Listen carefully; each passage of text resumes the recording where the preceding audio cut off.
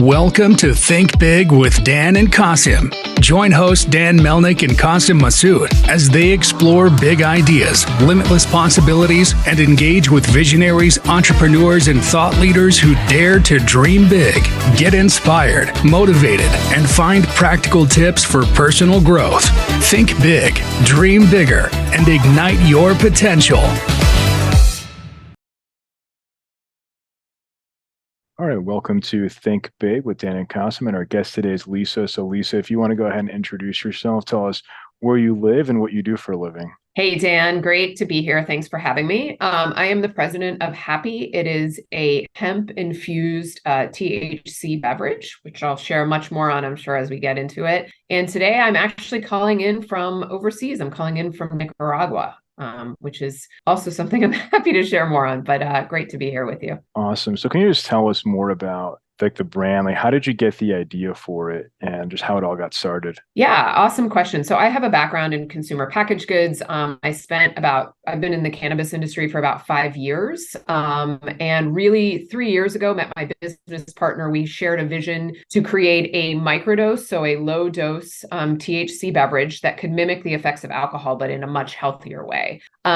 We specifically had kind of that consumer in mind that would like to reduce their alcohol consumption, that's interested in sort of health and wellness, and doesn't want to wake up the next day with a hangover and wants to get the benefits of, kind of functional ingredients while also enjoying a light buzz. And so we started Happi in late 2020, so almost 3 years to the dot. And it's been a really exciting, crazy roller coaster for the past 3 years, from the regulated cannabis markets and then most recently into the hemp-derived space. So in terms of that, right, like I'm sure that you probably can't sell it in certain states. So what is it? I mean, obviously, like I live in Texas, right? So cannabis is not legal here. So in terms of like where you can sell it, I mean, can you do e-commerce? Like, what does that look like in terms of your sales channels? Yeah, great question. And Texas is an interesting market because it's a medical market. So there is no adult use. There aren't really dispensaries like there are in other states. Like you think about California, or you think about even now New York or other states where you can just walk in as a consumer and buy cannabis. Hemp-derived is a very interesting space. And this is probably more than you've asked for, but there's two ways to derive cannabis. You can derive it from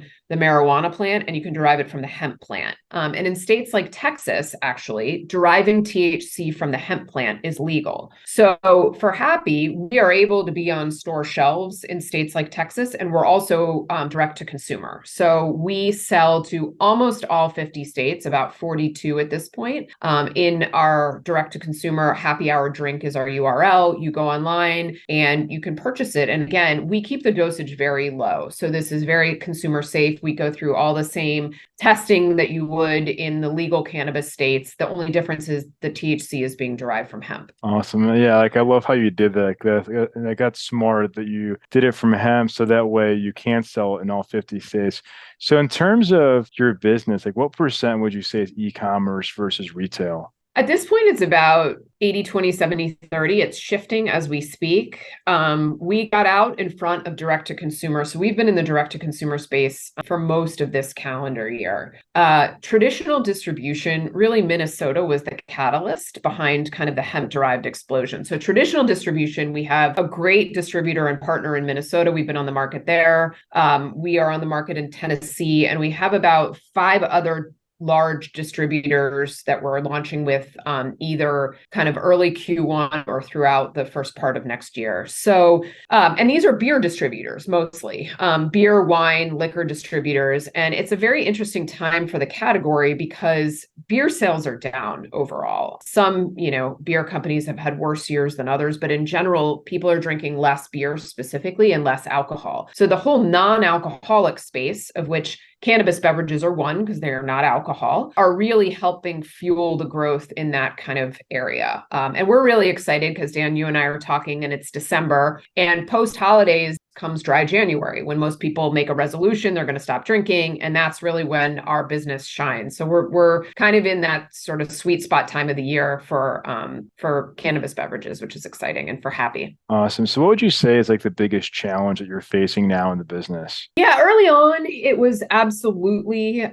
formulation. We just had a very tough time. We spent countless hours, partners, various things. And then we got it dialed in about 18 months ago. Now, I would say the biggest challenge, there's two. One is capital in the market is very hard to come by. Capital in cannabis is almost impossible, but capital in general. So just when you're a rapidly growing startup, you need capital to do so. So that's been a big kind of focus of ours as well. And I would say the other challenge is just distribution. So it's so new, and it's states, different distributors in different states all have a different view of this category. And so we're very laser focused on working with some of the best distributors in the country who are really embracing THC beverages and are, committed. They have a committed sales force. They have a committed team to this space and to growing the category. So those are kind of the two biggest challenges right now in the industry. So if you were to raise more money tomorrow, what would you use it for? Is it more so for marketing, or like where would you spend that money?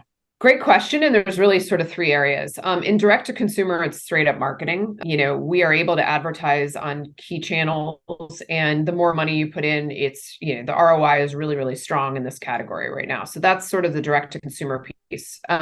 Manufacturing. So, we absolutely have to keep up with the growth. So money to put into manufacturing and innovation is the second bucket. And then the third is a sales force. So as much as we're working with distributors on the ground, we still need our own sales team. And right now we have a total of 5 employees still at Happi. We've run incredibly lean. We are very asset light, but we know that this need for a sales team is coming, and building out our sales force is sort of the third use of capital.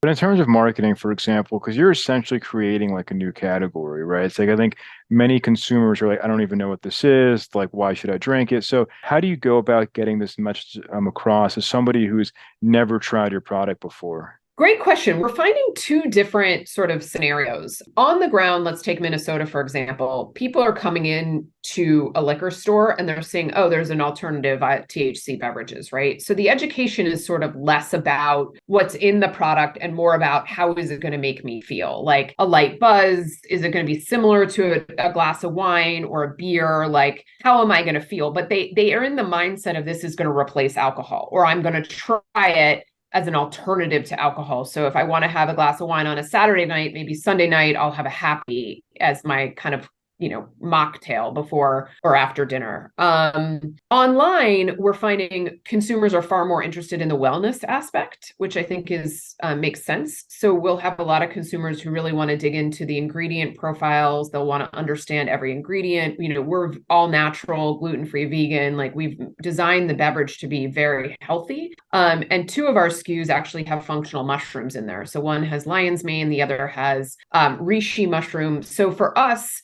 educating on why we've put this formula together and what goes into the product, in addition to how it's going to make people feel, and what they can expect from it. Different milligram dosages too. Everything we have right now is under 5 milligrams, but there's a difference for some people between drinking a 2.5 milligram beverage and a 5. Like, think about strength of an alcohol, the strength of a cocktail versus a glass of wine, right? So and a lot of it for people is they just have to try it once, see how it makes them feel. And then, our repeat rate is extremely high. Once people try Happi, they generally come back. And we even have a subscription model, and that's been really successful too, because people love getting it delivered to their house and not even having to think about it. So I would say the education is just a little bit different.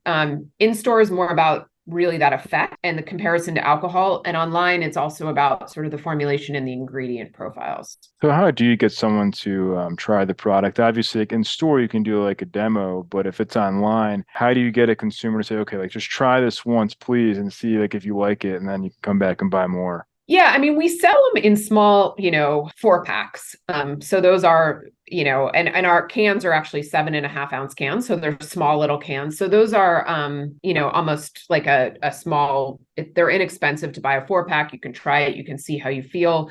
We also do, a bunch of events. So we like to say, get Happi in hands. And we send out a lot of samples. And as you mentioned, in store, we do tastings and demos. But online, it's really, we offer various discounts and coupons and things like that so that people feel comfortable that first time around. Like, we have a welcome 15 coupon. So if you come to our site, you can get a 15% discount to try it the first time. And generally people are pretty excited to do it. So Awesome. So obviously now 2023 is wrapping up. We're getting into 2024. So what would you say is your goal for 2024? Like even in terms of like if you can share like monthly revenue now and what you want to reach next year. Yeah, I would say I'm not going to share like complete revenue numbers, but we are looking at a between an 8 and 10x growth. That's how big we think this is going to be. I would say, 3x maybe it would be really good on the direct to consumer side, but we're feeling great about where that stands now. And then the goal for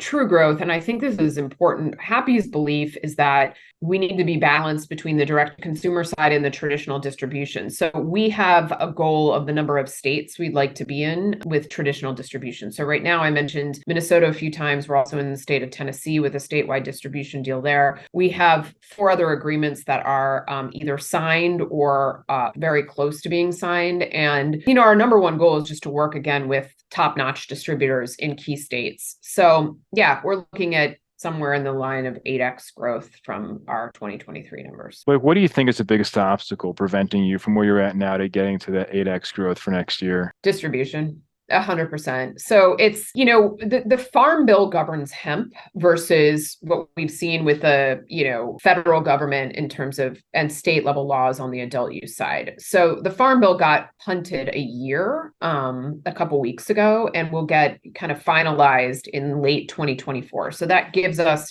almost like a year of runway. But there's still this uncertainty from a lot of distributors as to whether or not this is fully legal. Is it legal in their own states? So just getting, again, distribution at scale is really kind of the catalyst between, where we are now and where we want to be. So can you just talk more about the Farm Bill? Because like I think it's like even like so come for myself, like, I don't even know what that means. So like how does that impact your business? Yeah, so the Farm Bill governs hemp, which is interesting because most uses of hemp are not related at all to what we're talking about. They have nothing to do with THC. They have nothing to do, Farm Bill is a crop, hemp is a crop, right? So the Farm Bill regulates it the same way they regulate other crops. And also it goes without saying that the Farm Bill is like 160 pages, food stamps. I mean, there's a lot of other stuff in the Farm Bill, but there's one area that is focused on, can you essentially derive THC from hemp? And it is legal under the 2018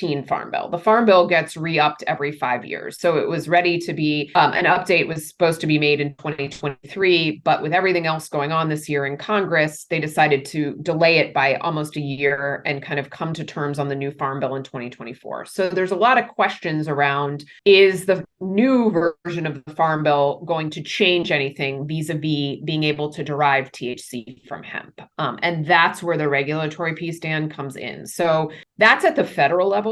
At the state level, states are looking at it and going, how do we feel about it? Do we want, like Minnesota has said, do we want to have a hemp program that runs alongside our cannabis program? So we kind of have both paths, and they tax it and they get tax revenue on both sides of it. Or do we believe hemp and cannabis should not coexist? And there are states that have gone in that direction. So again, the Farm Bill is what's sort of saying yes or no at the very, very high level from a federal standpoint. Can you derive THC from hemp? And if so, what are the regulations around it? And then, each state is looking at it through its own lens of how they want to tax and regulate this. Yeah, it's a very interesting space. I think it's like many people don't understand, all these different regulations and challenges that you face compared to if you didn't have hemp in your product, right? And I think the hemp, obviously, that makes your product what it is. So you were mentioning earlier, right, that you're, I think, in Nicaragua, right? So you were talking about, so I'm curious, like, are you there for a business reason or something else? No, it's a wholly separate from my professional life. We have a house here. So we live here part of the year, and my children go to school here. And I'll give you the kind of COVID story. So I was part of a team at Grassroots, which was the multi-state operator in the cannabis space. We sold the business early 3 years ago in 2020, and it was the kind of one of the COVID winters of 2020. And we lived in Chicago, and my children and my husband and I said, hey, let's go somewhere for 3 months. And then we loved it so much, no one wanted to come home. So over the past 3 years, we've sort of transitioned to spending more and more time in Nicaragua and learning to surf and living a very different lifestyle than we had in the US, which has been a real gift, a real gift. It was sort of like the silver lining of COVID is I don't think we would have ever let ourselves come down here and done this had it not been for that. So. But your company is still operating like in the US, or do you ever have to go back and meet with your potential customers in the US? Like, what does that look like for you? Yeah, good question. So I have a business partner who's based in Michigan.